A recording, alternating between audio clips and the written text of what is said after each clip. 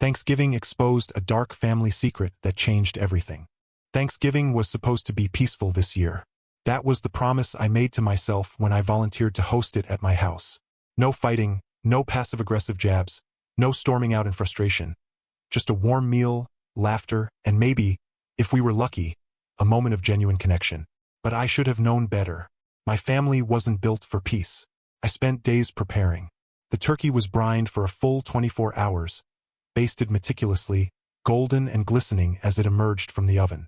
I made my mother's stuffing recipe, the one she used to make before things between us soured. I even set the table with the good china, the ones that only saw the light of day once a year. Every little detail was planned, an attempt to create the illusion of harmony. But no amount of garnish could hide the cracks in the foundation. The first sign of trouble was my brother, Wyatt, showing up an hour late, reeking of whiskey and bad decisions. He gave me that lopsided grin, the same one he always had when he knew he was pushing boundaries but didn't care. I could already see the way my father, Grant, stiffened at the sight of him, his disapproval hanging heavy in the air like a thundercloud ready to burst.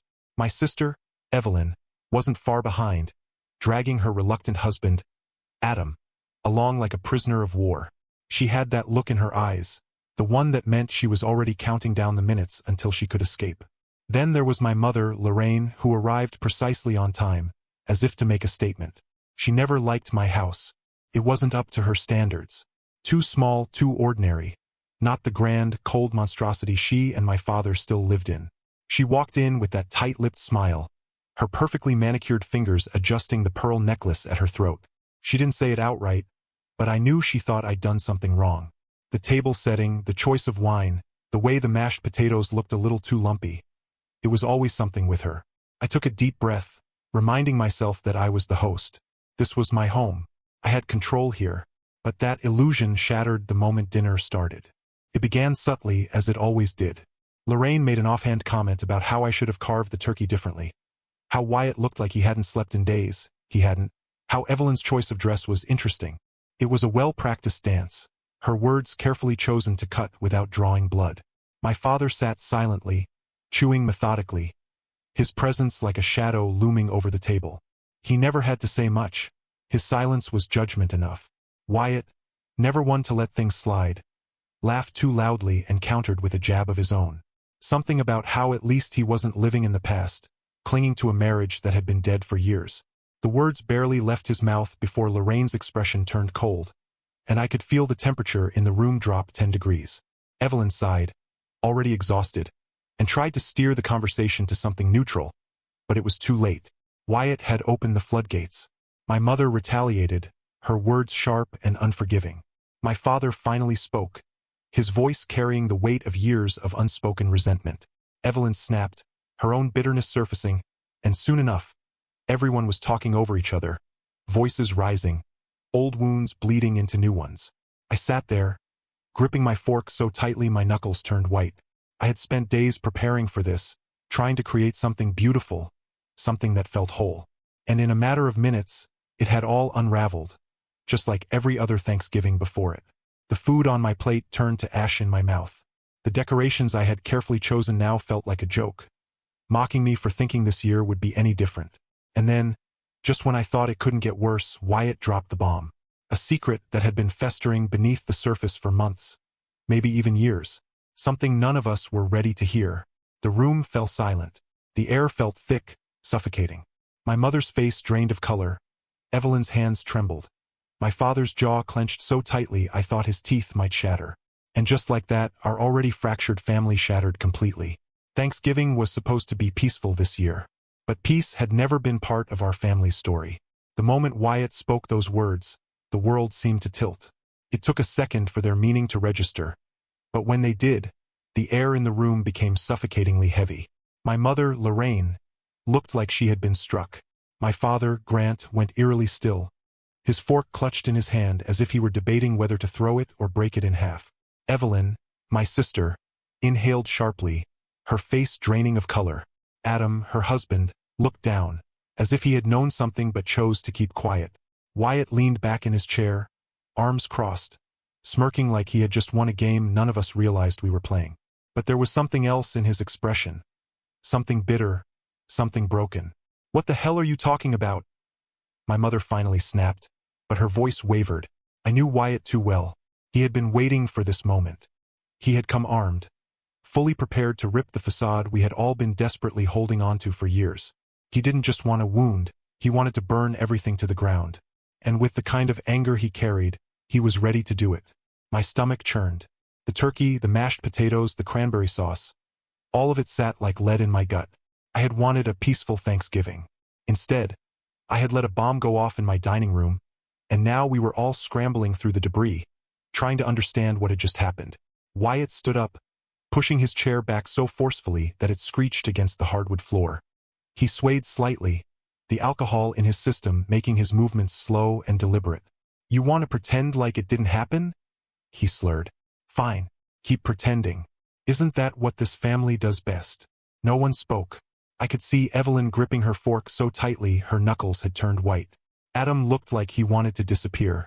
My father's jaw clenched and unclenched, his expression unreadable. My mother, though, she was different. Her face had gone pale, her lips pressed so tightly together they had lost all color. She knew exactly what Wyatt was talking about. And that's when I realized, so did I. It had been years. Years of carefully constructed lies, of secrets buried under layers of guilt and denial. I had chosen not to think about it, to pretend, just like everyone else, that it was a bad dream, a misunderstanding, something that could be swept under the rug. But now Wyatt had dragged it into the light, and there was no going back.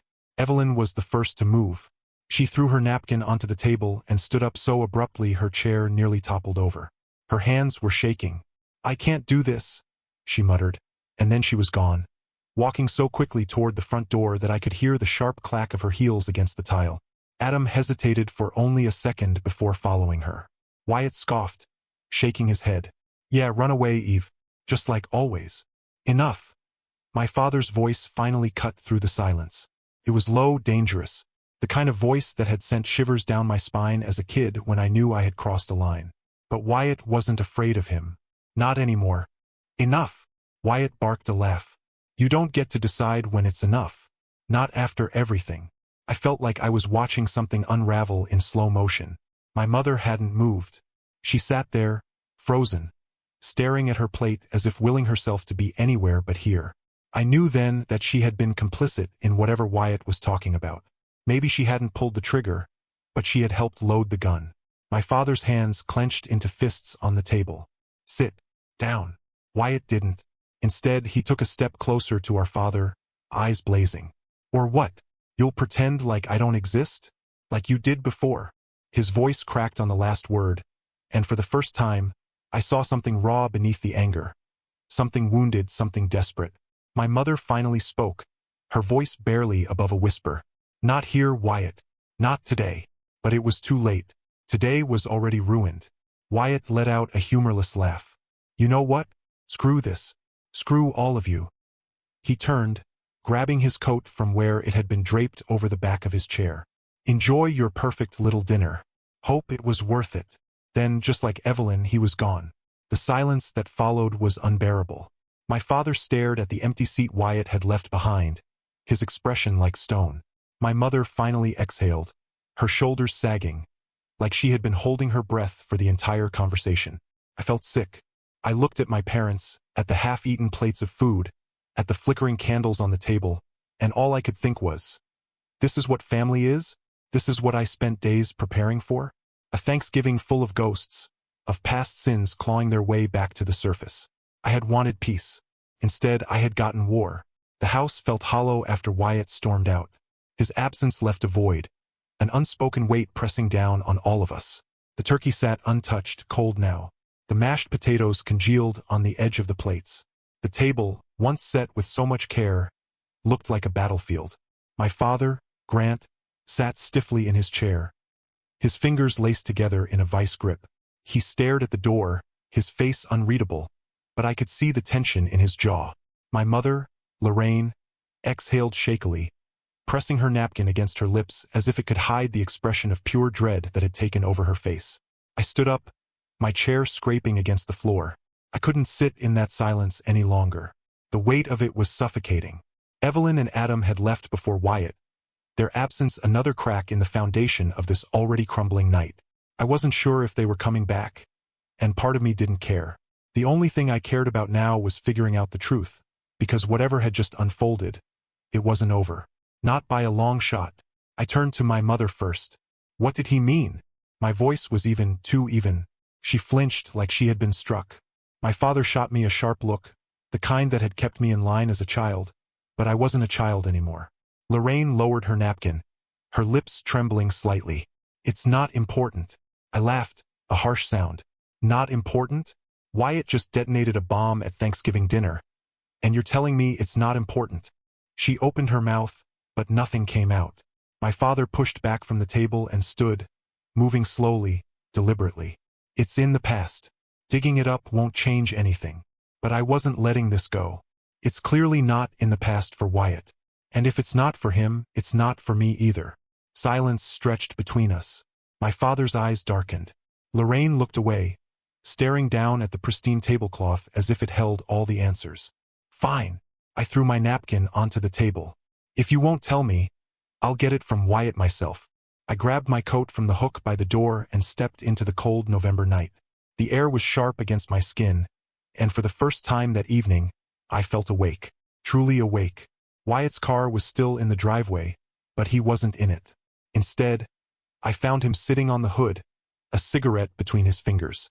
His shoulders were slumped, his head tilted back slightly as he exhaled a slow stream of smoke into the night. He didn't look up when I approached. What do you want? The truth. Wyatt let out a bitter laugh. Now you want the truth? Bit late for that, don't you think? I crossed my arms, standing in front of him. I didn't know there was anything to know. He finally looked at me then, his eyes bloodshot and tired. That's because you weren't paying attention. None of you were. I clenched my jaw. Then make me understand. He sighed, rubbing a hand down his face. You ever wonder why I left home so young? Why I never came back unless I absolutely had to? Of course I had. But I had assumed it was because of the drinking, the fighting, the way our parents never made anything easy for any of us. It wasn't just because of them, Wyatt continued, as if reading my thoughts. It was because of something I saw. Something I wasn't supposed to. A pit formed in my stomach. What did you see? He took a slow drag from his cigarette before flicking it away. Mom was having an affair. For years. The words hit like a freight train. I stepped back. No. She wouldn't. She did. His voice was quiet, but there was no hesitation. And Dad knew. He always knew. He just pretended he didn't. Just like he's pretending now. Just like he wants you to pretend. I swallowed hard, my pulse hammering in my ears. Who? Wyatt shook his head. Some guy from the country club. I don't know his name. I was 14 when I caught her. I told Dad. Thought he'd do something about it. But all he did was tell me to shut my mouth. That it didn't concern me. That it was complicated. He laughed again, but there was no humor in it. And when I didn't drop it, when I kept pushing, you know what he did? He sent me away. Told everyone I was acting out. That I needed discipline. Shipped me off to that boarding school upstate like I was the problem. Like I was the one breaking this family apart. Couldn't breathe. Wyatt ran a hand through his hair, exhaling sharply. So yeah, I got the message. Family is just another performance for them. Pretty little lie. And the only way to survive it is to play along or get out. The weight of his words settled deep into my bones. I thought back to every strained holiday, every forced smile, every moment where I had felt like something was just slightly off, but could never quite put my finger on it. I turned back to the house, its warm lights glowing against the night, and I realized I couldn't go back inside. I looked at Wyatt. Where are you going now? He smirked, but it didn't reach his eyes. Anywhere but here. A long pause. Then, without fully knowing why, I said, Take me with you. His expression flickered with something. Maybe surprise, maybe relief, but he didn't question it. He just nodded. Let's go. I didn't look back as I climbed into the passenger seat of his car. The house, the past, the lies, I left them all behind. For the first time in my life, I chose something different. And it felt like freedom.